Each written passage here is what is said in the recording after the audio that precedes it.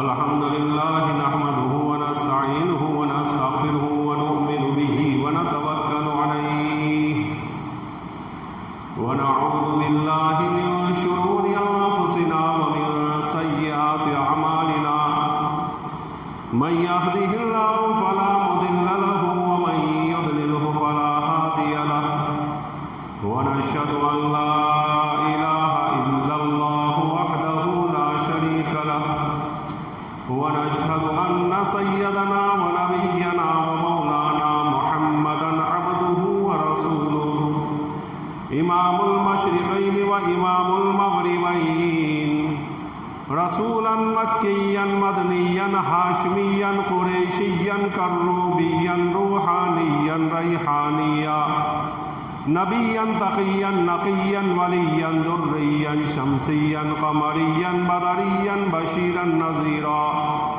وصلى الله تعالى عليه وعلى آله وسلم تسليما كثيرا كثيرا أما بعد فأعوذ بالله من الشيطان الرجيم بسم الله الرحمن الرحيم يا أيها الذين آمنوا استعينوا بالصبر والصلاة إن الله مع الصابرين اے ایمان والو نماز اور صبر کے ذریعے اللہ تعالیٰ کی مدد طلب کرو اور بلا شبہ اللہ تعالیٰ صبر کرنے والوں کے ساتھ ہے وَلَا تَقُولُوا لِمَن يُقْتَلُ فِي سَبِيلِ اللَّهِ أَمْوَاتٌ بَلْ أَحْيَاءٌ وَلَكِنْ لَا تَشْعُرُونَ اور جو لوگ اللہ کے راستے میں شہید ہو گئے اس کو مردہ نہ کہو بلکہ وہ تو زندہ ہے مگر تم شعور نہیں رکھتے صدق اللہ مولانا العظیم تقاضا ہے کہ شان حق ہویدا ہو تقاضا ہے کہ شان حق ہویدا ہو عرب کے ریگزاروں سے پھر کوئی فاروق پیدا ہو عدالت و مساوت کا دنیا بھر میں چرچا ہو عدالت و مساوت کا دنیا بھر میں چرچا ہو کوئی فاروق پھر اٹھے تو حق کا بول بالا ہو محترم بھائیو دوستو بزرگوں آپ حضرات کو معلوم ہی ہے کہ 2 دنوں کے بعد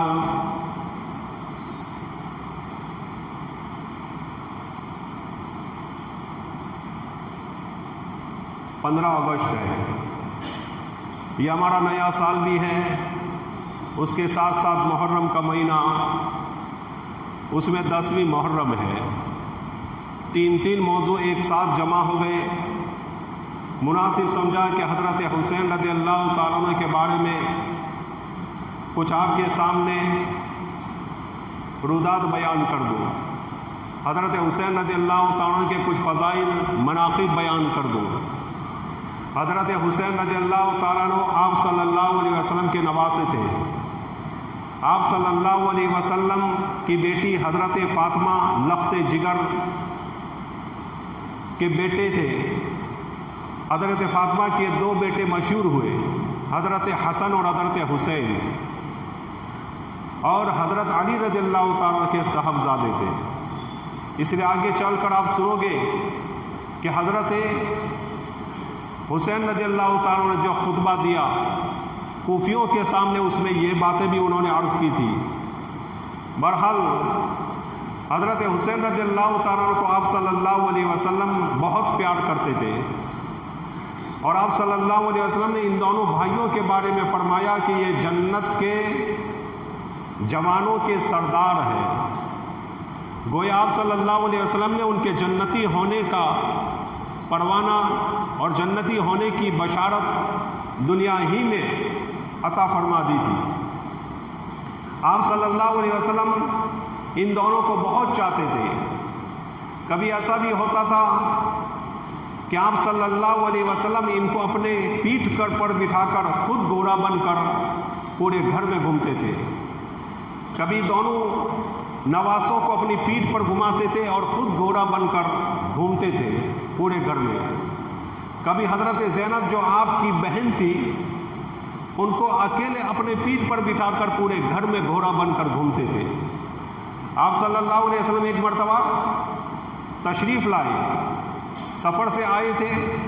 حضرت حسین رضی اللہ تعالیٰ عنہ سامنے آ گئے. حضرت حسین کو پکڑنے کے لیے دوڑے، وہ ایک ستون کے پیچھے چھپے. آپ صلی اللہ علیہ وسلم ستون کے اس طرف گئے تو وہ ادھر بھاگے. آپ صلی اللہ علیہ وسلم کہتے تھے پکڑو، وہ بھاگتے تھے. پھر دوسری طرف جاتے تھے، پھر کہتے تھے پکڑو تو وہ دوسری طرف بھاگتے تھے. آپ صلی اللہ علیہ وسلم حضرت حسین رضی اللہ تعالیٰ عنہ سے بہت پیار کرتے تھے، بہت پیار کرتے تھے. بہرحال بہت سارے فضائل ہیں آپ صلی اللہ علیہ وسلم کے نواسے حضرت حسین رضی اللہ تعالیٰ عنہ کے. البتہ میں مختصر آپ کے سامنے ان کی شہادت کی تاریخ رکھوں، شہادت کی سیرت رکھوں. جنگ تو شروع ہو چکی تھی حضرت علی رضی اللہ تعالیٰ عنہ کے زمانے سے حضرت معاویہ کے ساتھ. حضرت علی رضی اللہ تعالیٰ عنہ حضرت عثمان کے بعد خلیفہ بنے. حضرت عثمان کو شہید کیے گئے تو بعض صحابہ کا مطالبہ تھا کہ جو حضرت عثمان رضی اللہ تعالیٰ کے قاتل ہیں ان کو قید کیا جائے، ان کو سزائیں دی جائے. حضرت علی رضی اللہ تعالیٰ نئے خلیفہ بنے تھے. وہ یوں کہتے تھے دیکھو حکومت کا نظام، خلافت کا نظام اتنا آسان نہیں ہے. لوگ جب اپنی راستے پر پڑ جائے اور حکومت اچھی طریقے سے چلنے لگے، ابھی ذرا انتشار ہے، ابھی ذرا خلفشار ہے، تو ذرا حکومت صحیح طریقے پر، صحیح نہج پر چلنے لگے اور سب یہ معاملہ شانت ہو جائے، افرا تفری ختم ہو جائے، پھر ان لوگوں کو ایک ایک کو پکڑ کر جس نے حضرت عثمان رضی اللہ تعالیٰ کو شہید کیا ہے ان کو سزائیں دیں گے. لیکن کچھ لوگوں کا مطالبہ تھا کہ فی الفور ان کو سزا دی جائے. اس میں حضرت معاویہ رضی اللہ تعالیٰ عنہ اور حضرت عائشہ رضی اللہ تعالیٰ عنہا بھی تھی. بہرحال بات بڑھتی گئی یہاں تک کہ جنگ کی نوبت آ گئی. حضرت علی اور حضرت معاویہ میں جنگ ہو گئی. حضرت علی کوفہ کی طرف چلے گئے، حضرت معاویہ نے شام میں بیٹھ کر اپنی حکومت شروع کر دی اور حضرت علی رضی اللہ تعالیٰ کوفہ میں بیٹھ کر اپنی خلافت کر رہے تھے. 4 سال تک انہوں نے خلافت کی. پھر ایک بدبخت نے جس کا نام عبد الرحمن ابن ملجم تھا، اس بدبخت نے حضرت علی رضی اللہ تعالیٰ کو شہید کر دیا، جس کی بشارت تو کیا کہیں، جس کے بارے میں اللہ کے نبی صلی اللہ علیہ وسلم نے خبر دی تھی کہ ایک آدمی جس کے بدن کے اوپر کوڑ کی بیماری ہوگی وہ تجھے شہید کرے گا. یہ بشارت تو پہلے بھی دی جا چکی تھی، یہ بات پہلے بھی اللہ کے نبی صلی اللہ علیہ وسلم نے لوگوں سے کہہ دی تھی. بہرحال حضرت علی شہید ہو گئے. حضرت حسن رضی اللہ تعالیٰ عنہ حضرت معاویہ کی خدمت میں حاضر ہو کر خلافت سے دستبردار ہو گئے کہ میں مسلمانوں میں خون خرابہ نہیں چاہتا، آپس میں جنگ نہیں چاہتا، آپس میں لوگوں کے خون بہانا نہیں چاہتا. آپ کو آپ کی حکومت سلامت، میں اپنی عبادت میں مشغول ہو جاؤں گا. بہرحال بعد میں چل کر حضرت حسن رضی اللہ تعالیٰ کچھ بدبختوں نے سازش کر کے ان کو زہر دیا گیا، وہ بھی شہید ہو گئے. حضرت حسن جو حضرت حسین کے بڑے بھائی تھے وہ شہید ہو گئے. ان کا بھی واقعہ ہے لمبا، لیکن ہمیں عرض کرنا ہے حضرت حسین کی شہادت کا واقعہ. بہرحال اب کوفہ کے اندر جو خلافت تھی حضرت علی رضی اللہ تعالیٰ کی، وہ سونی پڑی ہوئی تھی. حضرت معاویہ نے وہاں بھی اپنے گورنر بھیج دیے نعمان ابن بشیر کو. وہاں بھی حضرت معاویہ کی حکومت قائم ہو گئی، گویا بنو امیہ کی حکومت قائم ہو گئی. اب چونکہ کوفہ کے لوگ، بصرہ کے لوگ حضرت علی سے منسلک تھے، وہ چاہتے تھے کہ خانوادہ رسول سے، حضرت علی کے خاندان سے کوئی یہاں خلیفہ بنے. چنانچہ حضرت حسن رضی اللہ تعالیٰ کو وہ بار بار خط لکھتے تھے کہ آپ کوفہ آئے، ہم آپ کے ہاتھ پر بیعت کرنا چاہتے تھے، ہم آپ کے ہاتھ پر بیعت کرنا چاہتے ہیں، ہم آپ کو خلیفہ بنانا چاہتے ہیں، آپ آئے۔ حضرت حسین رضی اللہ تعالیٰ کو اپنی اللہ کی عبادت میں مشغول تھے، اللہ کی عبادت کرتے تھے، تنہائی پسند تھے، کسی سے کوئی سروکار نہیں، بھائی اللہ اللہ اور اس کے رسول کی باتیں سناتے تھے، دین کا کام کرتے تھے، دوسری باتوں کے اندر ان کو کوئی انٹریسٹ نہیں تھا۔ لیکن کوفہ والوں نے بار بار خط لکھے، بار بار خط لکھے۔ یہ بات حضرت معاویہ کو بھی پتہ تھی کہ کوفہ والے حضرت حسین کو خط لکھ رہے ہیں اور بار بار ان کو بلا رہے ہیں کہ آپ معاویہ کے مقابلے میں کھڑے ہو جائیں، خلافت کا اعلان کر لیجئے۔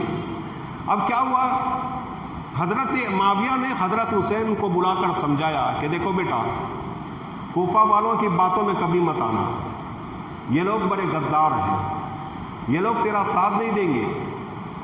یہ بات ہو گئی، حضرت حسین روانہ ہو گئے۔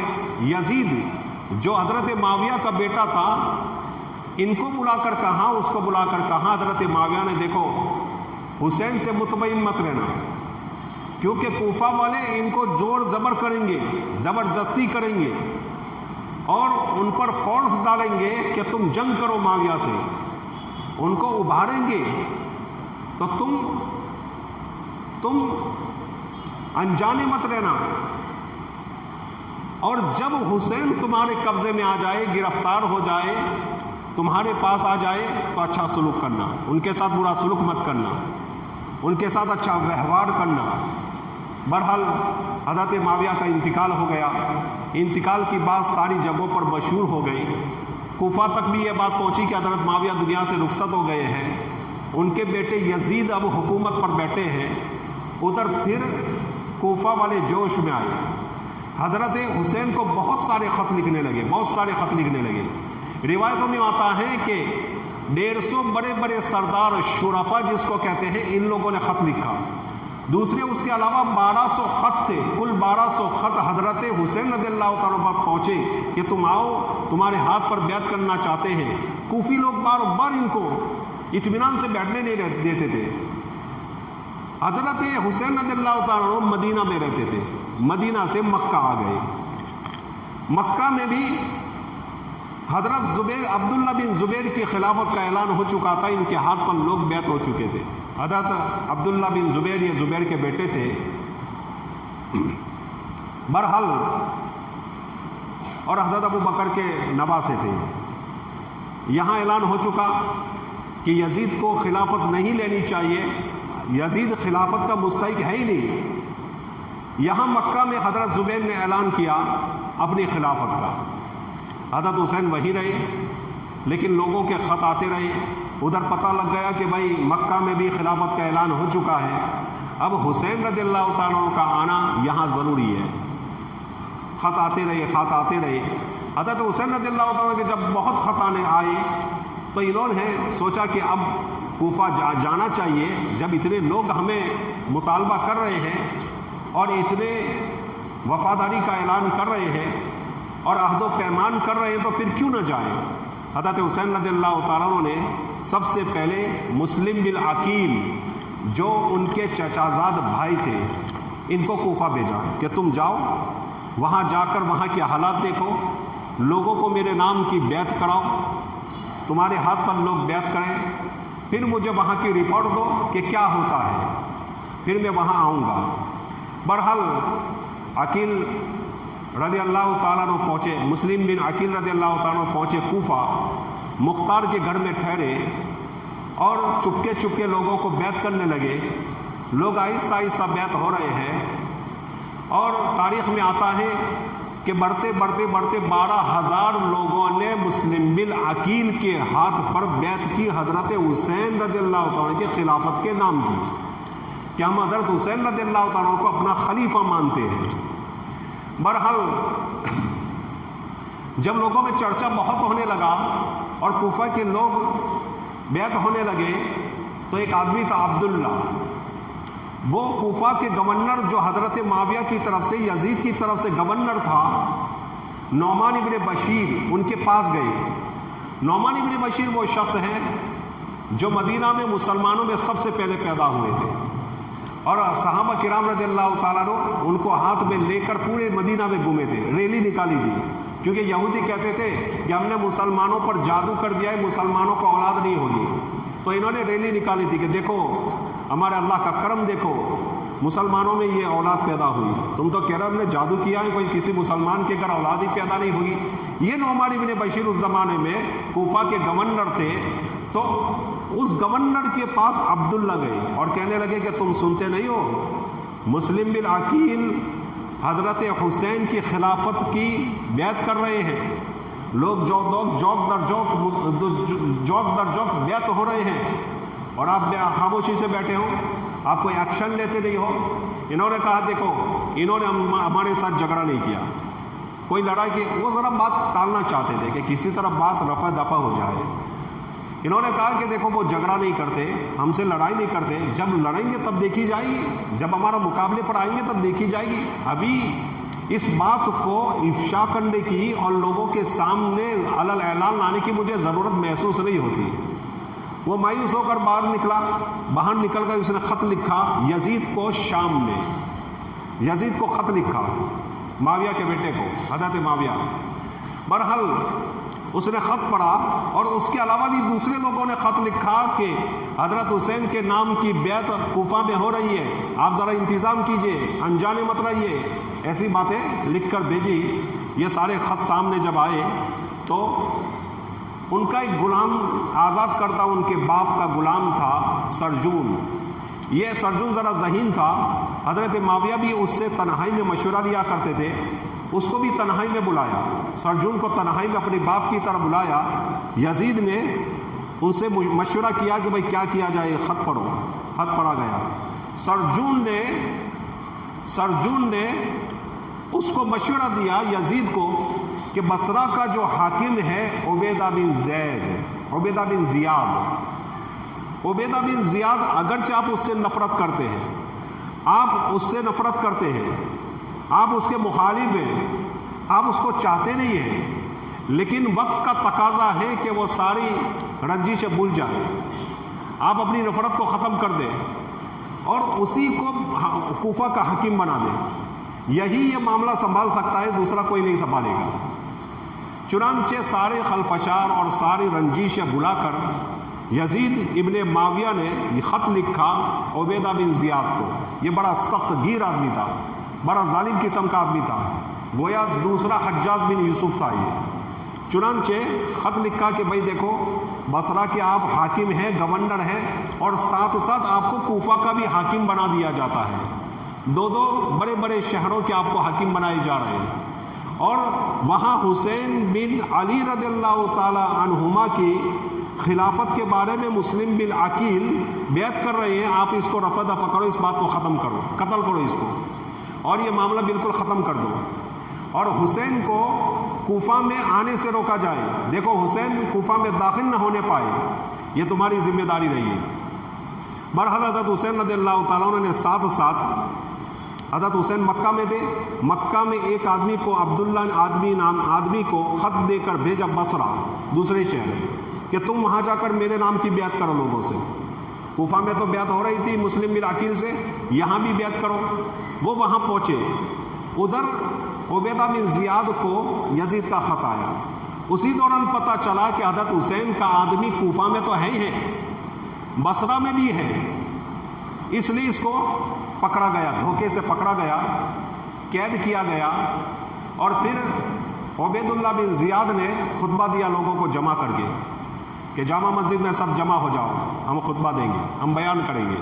بیان کیا اور کھلی دھمکیاں دی کہ دیکھو بصرہ کا میں حاکم ہوں، کوفہ کا بھی بنا دیا گیا ہوں، میں نے سنا ہے کہ تم لوگ حضرت حسین بن علی کے نام کی بیعت کر رہے ہو، اور تم سب کا نام مجھے معلوم ہے، جو آدمی آیا ہوا ہے عبداللہ، اس سے ساری باتیں میں نے نکلوا لی ہے، ساری خبریں نکلوا لی ہیں، سب کے نام میں نے لسٹ بنا دیا ہے، ایک ایک آدمی کا مجھے نام معلوم ہے، میں کوفہ جا رہا ہوں، کوفہ میں کسی بھی آدمی نے حسین کے نام کی بیعت کی ہوگی میں اسے قتل کروں گا، پورے کوفہ نے بھی اگر بیعت کی ہوگی سب کو میں قتل کر دوں گا، میں کسی کو چھوڑنے والا نہیں۔ تم بصرہ والے ہو، تمہاری رعایت کرتا ہوں، تم جس نے بیعت کی ہے وہ رجوع کر لیں اور حضرت حسین کی بیعت کو ختم کر دیں، یہ تمہیں، ورنہ تم نے آنکھ اٹھائی تو تم سب کی خیر نہیں۔ یہ ساری دھمکیاں اس نے دی کیونکہ وہ سخت گیر تھا، سب گھبرا گئے اور سب رفع دفع ہو گئے، سب منتشر ہو گئے۔ بہرحال اب عبید اللہ بن زید وہاں سے نکلا لشکر لے کر۔ تاریخ تو لمبی ہے، انشاءاللہ آئندہ جمعہ کو یہ پوری سیرت بیان کر کے اس سے ہمیں کیا فائدہ ہوا، خالی سن لینا نہیں ہے، سننے کے بعد ہر واقعے کے پیچھے ہمارے لیے بہت بڑے درس ہوتے ہیں، بہت بڑے اسباق ہوتے ہیں، نصیحتیں ہوتی ہیں۔ ان نصیحتوں کو ہمیں لینا ہے، ان نصیحتوں کو ہمیں لینا ہے کہ حضرت امام حسین رضی اللہ تعالیٰ کے واقعے سے ہمیں کیا فائدہ ہوا۔ بہرحال حضرت مسلم بن عقیل کوفہ میں تھے، یہ عبید اللہ بن زیاد اپنا لشکر لے کر نکلا، ایک مقام پر لشکر کو ٹھہرایا اور کہا کہ میں 2-4 آدمیوں کو لے کر کوفہ داخل ہوتا ہوں۔ مغرب اور عشاء کے درمیان داخل ہوا، سیدھے وہ گیا، اس نے حضرت حسین رضی اللہ تعالیٰ کی طرح امامہ باندھ لیا۔ لوگ اس کو دیکھتے تھے تو کیونکہ حضرت حسین کے منتظر بھی تھے اور وہ سوچ رہے تھے کہ حضرت حسین نکل چکے ہیں اور اب آئیں گے، چنانچہ وہ کہتے تھے السلام علیکم السلام علیکم یا حسین، حضرت حسین کو سلام کرتے تھے لوگ، لیکن وہ جانتے نہیں تھے یہ عبید اللہ ہے۔ چنانچہ وہ قصر شاہی پر جا کر اس نے دستک دی، اوپر سے نعمان ابن بشیر نے سوچا کہ یہ حضرت حسین ہے، تو انہوں نے کہا کہ بھائی حسین ہم پر رحم کیجئے، بھائی آپ چلے جائیں، یہ فتنہ ختم کیجئے، خون خرابہ ہوگا، اب نواسۂ رسول ہے، اس میں پڑھنے کی ضرورت نہیں ہے، آپ اپنے باپ علی کا حال جان چکے ہو، حضرت حسین کی حالت آپ جان چکے ہو، آپ کو بھی یہ لوگ زندہ نہیں رکھیں گے، آپ واپس چلے جائیں۔ تو عبید اللہ بن زیاد نے کہا رے بدبخت میں ہوں، دروازہ کھول، میں حسین نہیں ہوں۔ دروازہ کھولا گیا، وہ اندر گئے اور خط دیا کہ بھائی یزید نے کوفہ کا گورنر مجھے بنایا ہے اور تمہیں برخاست کیا ہے۔ نعمان ابن بشیر کو برخاست کیا وہ گورنر۔ بہرحال پھر اس نے تحقیق کروائی کہ مسلم کہاں ہے۔ حضرت مسلم مختار کے گھر سے نکل کر حانی بن عروہ کے گھر چلے گئے تھے کہ بھائی عبید اللہ آ گئے ہیں، کوئی نہ کوئی حرکت کرے گا۔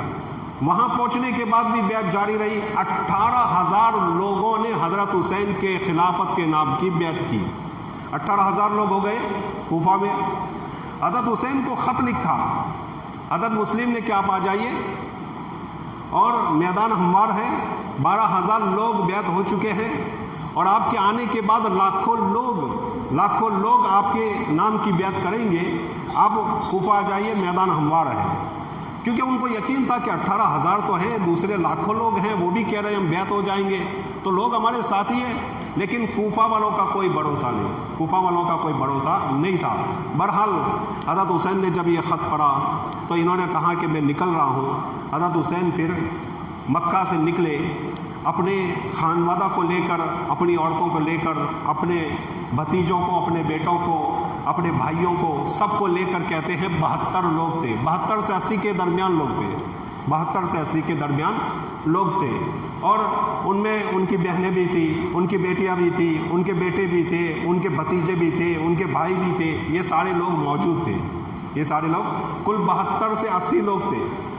اب حضرت حسین رضی اللہ تعالیٰ جب نکلے تو عبد الرحمن بن حارث کو پتہ چلا، انہوں نے جا کر ان کے گھوڑے کی نکیل پکڑ لی کہ حسین نہ جائیے، آپ نہ جائیں، کوفے والوں کا کوئی بھروسہ نہیں، ان کا کوئی اعتبار نہیں، یہ لوگ لالچی لوگ ہیں، ذرا سا روپیہ پھینکیں گے، جیسے آج کل ہو رہا ہے، ذرا سا روپیہ پھینکو آدمی اسی کا ہو جاتا ہے، ایک چائے کی پیالی پلا دو وہ بک جاتے ہیں، ان کا ایمان اتنا سستا ہوتا ہے، 5-10 ہزار بتا دو تو ان کا ایمان اتنا سستا ہے کہ 5-10 ہزار میں بک جاتے ہیں، ان کا ایمان اتنا کمزور ہے۔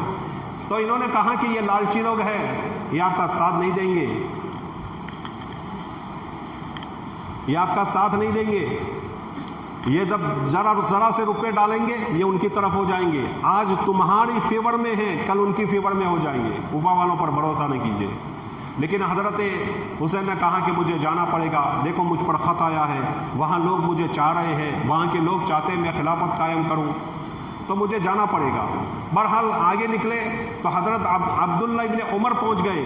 حضرت عبداللہ ابن عمر نے کہا کہ بھائی حسین چھوڑو، تمہارے نانا نے کہا تھا کہ دنیا میرے خاندان کے لیے نہیں ہے، خلافت میرے خاندان کے لیے نہیں ہے. تیرے نانا نے اس سے دستبرداری کر دی تھی، تم کیوں خلافت کے لیے لڑ رہے ہو؟ تم کیوں خلافت کے لیے لڑ رہے ہو؟ جس کو لڑنا ہے وہ لڑ لے گا، تم چھوڑو اس بات کو. انہوں نے کہا کہ نہیں، مجھے جانا پڑے گا.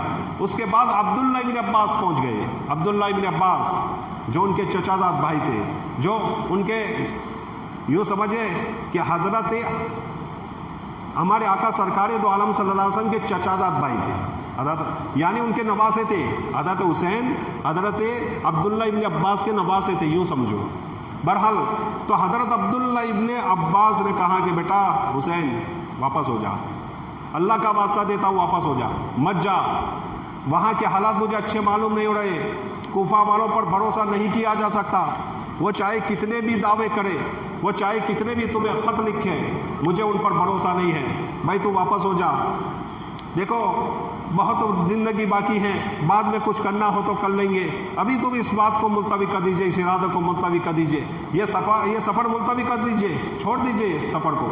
انہوں نے کہا کہ نہیں، مجھے جانا پڑے گا. تو انہوں نے سمجھا کہ دیکھو چلو تجھے جانا ہی ہے، جا کوئی رجے. لیکن ابھی حج کے ایام ہے، لوگ دور دور سے حج کے لیے آ رہے ہیں اور تو یہاں سے جا رہا ہے. حج کے بعد چلے جانا. ابھی 2 ذی الحجہ ہے اور تو نکل رہا ہے 10 ذی الحجہ کو حج ہونے والا ہے. تو پھر کیوں جا رہا ہے تو؟ حج کے بعد جانا آرام سے، 1 مہینے کے بعد حج ہو جائے، اس کے بعد تو اپنا سفر طے کرنا. انہوں نے کہا کہ نہیں، دیکھو میں تیاری کر چکا ہوں، اب مجھے جانا پڑے گا. تو حضرت عبداللہ ابن عباس نے کہا کہ بھائی چلو ایک کام کرو، ان عورتوں کو کیوں لے جا رہے ہو؟ ان عورتوں کو کیوں لے جا رہے ہو؟ جنگ کے اندر جب جاتے ہیں تو عورتیں بڑی ہمارے لیے فکر کی بات ہوتی ہے عورتوں کے لیے. ان عورتوں کی وجہ سے تمہارے پاؤں پیچھے ہٹیں گے، اور کچھ 19-20 ہو گیا تو پھر لونڈیا اور غلام بن کر رہنا پڑے گا، قید میں رہنا پڑے گا. ہماری عورتوں کی بے حرمتی ہوگی. اب عورتوں کو کیوں لے جا رہے ہیں؟ عورتوں کو واپس کر دو، میں لے جاتا ہوں، ان کو مکہ میں رکھوں گا. انہوں نے کہا کہ نہیں، میں اپنی خانوادہ کو الگ نہیں کر سکتا. وہاں میرے لیے اطمینان ہوگا، سکون ہوگا. کوفہ والے بالکل میری خاطرداری کریں گے، کوفہ والے میرا استقبال کریں گے اور بڑے آرام سے مجھے رکھیں گے. انہوں نے کہا کہ یہ تو غلطی کر رہا ہے بھائی، تو غلطی کر رہا ہے، بڑی غلطی میں ہے، چھوڑ اس کو، ان کو چھوڑ دو. پھر اور بھی بہت ساری باتیں انہوں نے بتائی، لیکن انہوں نے مانا نہیں. وہ آگے نکلے تو پھر عبداللہ ابن زبیر، جنہوں نے خلافت کا اعلان کیا تھا اور لوگوں نے ان کے ہاتھ پر مکہ والوں نے بیعت کی تھی کہ آپ ہمارے خلیفہ، وہ پہنچ گئے اور حضرت حسین سے کہنے لگے کہ اے حسین، لوگ یوں کہتے ہیں، بڑے بڑے لوگ یوں کہتے ہیں کہ عبداللہ نے مکہ میں خلافت قائم کی ہے، ان کے دوسرے نمبر پر حسین تھا خلافت کا مستحق. اور اب عبداللہ یوں سمجھ رہا ہوگا، حسین جب جا رہا ہے تو عبداللہ یوں سمجھ رہا ہوگا کہ اب حسین جب جا رہا ہے تو میں اکیلا رہ گیا، مجھے کوئی تکلیف کی بات نہیں ہے، لیکن میں تیرے ہاتھ پر بیعت کرتا ہوں، تو ہاتھ آگے آ کے کھینچے. میں اپنی خلافت تجھے دیتا ہوں اور میں خود تیرے ہاتھ پر بیعت کرتا ہوں. میں ان کے گمان کو غلط کرنا چاہتا ہوں. وہ لوگ یوں سمجھتے ہیں میں خلافت کا چاہنے والا ہوں، میں خلافت کا چاہنے والا ہوں، میں یزید کا مخالف ہوں کہ یزید خلافت کے لائق نہیں ہے، حکومت کے لائق نہیں ہے، مجھے خلافت نہیں چاہیے. تو اگر تو خلافت کرتا ہے مکہ میں رہ کر تو میں تیرے ہاتھ پر بیعت کرتا ہوں، تو آ جا، چھوڑ دے یہ سارے ارادے، چھوڑ دے یہ سفر. لیکن حضرت حسین رضی اللہ تعالیٰ پر تہیہ پکا کر چکے تھے. دوسرے بھی لوگوں نے آ کر سمجھایا. بعض لوگوں نے تو تلواریں نکالی اور کہا کہ تم یہاں سے جاؤ گے تو ہم تلوار تم پر چلائیں گے، تم کو جانے نہیں دیں گے. تو انہوں نے کہا یہ شوق ہے لڑنے کا تو وہ بھی شوق پورا کر لو. حضرت حسین نے کہا تو وہ لوگ سمجھ گئے کہ اب ان کا ارادہ پکا ہے. مدینہ سے بھی خطوط آئے کہ اب مدینہ میں آ جائیے، مکہ میں نہیں رہنا، مدینہ میں آ جائیے. وہاں کے گورنر، لیکن چونکہ یزید کی حکومت کو ختم کرنا تھا، یزید کی حکومت کو ختم کرنا تھا اور کسی ایڑے گیڑے کی حکومت وہ پسند نہیں کرتے تھے کہ شریعت جہاں زندہ ہو ایسے لوگ جو شریعت کو ماننے والے ہو اور پورے طریقے پر اللہ اور اس کے رسول صلی اللہ علیہ وسلم کے طریقے پر چلنے والے ہو، ایسے لوگ خلافت کریں، وہ ان کی چاہت تھی. اس لیے انہوں نے پکا تہیہ کر لیا تھا، ارادہ کر لیا تھا کہ مجھے اب کوفہ جانا چاہیے. وہ نکلے وہاں سے اور چلتے چلتے چلتے मकाम जज़र पर पहुँचे तो इनको पता चला कि मुस्लिम बिन अकील शहीद हो चुके हैं। फिर आगे चलकर मकाम तौलबा पहुँचे तो इन्होंने देखा कि कूफी लोग भी मुंतशिर हो गए हैं। उनको पता लग गया कि अब कूफी लोग मुंतशिर हो गए। उधर हज़रत मुस्लिम बिन अकील रज़ियल्लाहु ताला को उबैदुल्लाह बिन ज़ैद ने धोखे से बुलाया और कत्ल कर दिया। एक तो हानि को कत्ल किया, हानि का बदला लेने के लिए हज़रत मुस्लिम बिन अकील सड़क पर उतर आए कि मैं जंग करूंगा। दूसरे लोग भी आए, उबैदुल्लाह बिन ज़ियाद ने इनको पकड़ा और शहीद कर दिया गया, धोखे से लेकर जाया गया और शहीद कर दिया गया। तो जब दोनों शहीद हो गए तो कूफा वाले वहाँ से भाग निकले, सब के सब मुंतशिर हो गए। यही बात हज़रत अब्दुल्लाह इब्न अब्बास, हज़रत अब्दुल्लाह इब्न उमैर, हज़रत अब्दुल्लाह इब्न ज़ुबैर इन लोगों ने कही थी कि कूफा वालों का भरोसा मत करना। हज़रत माविया ने भी उस वक्त कहा था जब वो जिंदा थे, हज़रत हुसैन को कहा था बेटा हुसैन कूफा वालों की बातों में मत आना। ये सारी बातें कही थी। कूफा वाले लालची लोग थे, बड़े बदबख्त लोग थे, वो कभी भी किसी के साथ रहने वाले नहीं थे। सद्दाम हुसैन की हुई हुकूमत इन्होंने गिराई, सद्दाम हुसैन की हुकूमत भी इन्होंने गिराई। अमेरिका को बुलाया, आ जाओ, इनको बुलाया। जब तक सद्दाम हुसैन था तब तक किसी की हिम्मत नहीं थी कि ममालिक अरबिया पर, गल्फ़ कंट्री पर कोई हुकूमत करे या कोई हमला करे। बहरहाल जो बात है, अब मैं इंशाअल्लाह आइंदा जुमा को अगली बात, हज़रत हुसैन रज़ियल्लाहु ताला मकाम सौलब में पहुंच चुके हैं। वहाँ जाकर इनको पता चला कि अब यहाँ का कोई आदमी उनका नहीं है। अब फिर उसके बाद क्या माजरा बना, किस तरह इनको शहीद किया गया, वो बात इंशाअल्लाह आइंदा जुमा को अर्ज़ करेंगे। और उसके साथ साथ इस वाक़ये से हमें क्या फ़ायदा हुआ, हमें क्या सबक मिला, क्या दर्स मिला, वो भी इंशाअल्लाह आपके सामने अर्ज़ किया जाएगा। सुभान अल्लाह व बिहम्दिही।